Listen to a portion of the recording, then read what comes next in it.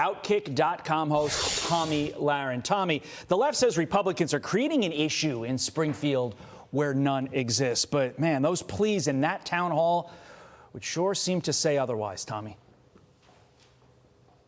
I'd like to personally thank Vivek for going to a town like Springfield, Ohio. As somebody who's from a smaller town in a smaller state, I know how frustrating it can be to get the national media or even mainstream politicians to pay attention to the plight of people. So I want to thank him so much for going and hearing these people. And if not for Elon Musk and X, we probably never would have seen the viral commentary that was coming out of these city council meetings in Springfield, Ohio to begin with. And of course, Donald Trump bringing it up at the debate made it a national issue that the mainstream media could not ignore.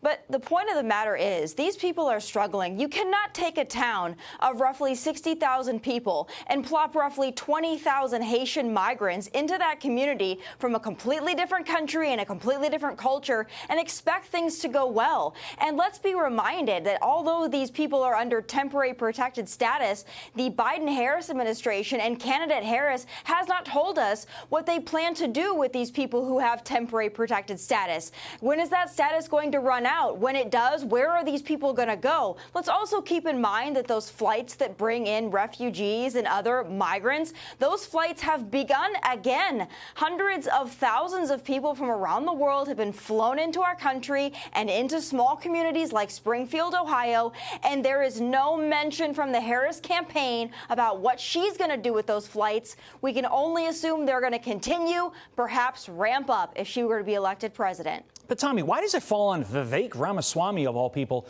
to host this town hall? Shouldn't the elected leaders, both in this town and federally, that allowed this migrant influx to occur, shouldn't they be on the hook to listen to voters' concerns and try to solve their problems?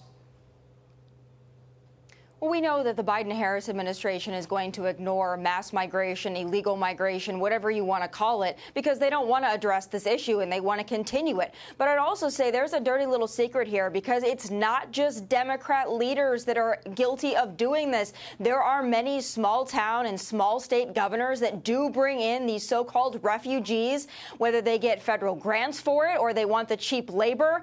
This is a bipartisan issue, unfortunately, that both Democrat and Republican leaders need to face the music for. So thank goodness that Vivek brought it to light, because anybody that's doing this to these communities will not be able to hide anymore. It's an important point. Republicans are on the hook as well. Meantime, Hillary Clinton defending Vice President Harris's policy flip-flops. Where else, Tomi, but on The View? Watch.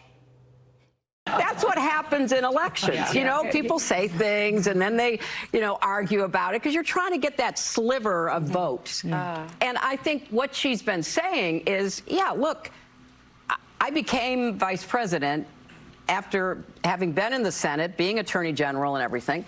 And I learned a lot about what works and doesn't work. And that's what you want in a president. You want somebody who's constantly learning what's going to make a difference.